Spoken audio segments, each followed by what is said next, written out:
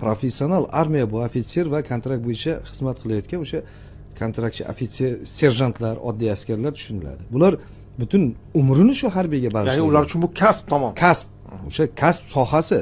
Shuni orqasidan oylik oladi, shuni orqasidan ro'zg'or tebratadi. Mana bular shunday. Lekin ular doimiy ravishda o'sha professionallik darajasini oshirib boradi. Yillik o'sha ularga o'quv programmalar, yuklamalar bor. Shularni bajarish kerak. Bugungi kunda O'zbekiston ham to'laqonli o'sha professional armiyaga o'tdi. Ya'ni egasi bor.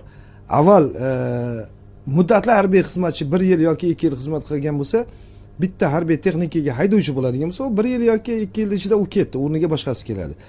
Bugungi kunda o'sha haydovchi endi shu mashinani egasi, harbiy texnikani egasi, qurolni egasi u. U shu qurolga o'zini mehrini beradi. Doimiy u bilan. U doimiy shu bilan. Eng yaqin do'sti. Eng yaqin do'sti shuni. Va natijada bugungi kunda bu juda katta o'zini samarasini berdi va bu xalqaro doirada e'tirof etilyapti O'zbekiston armiyasi.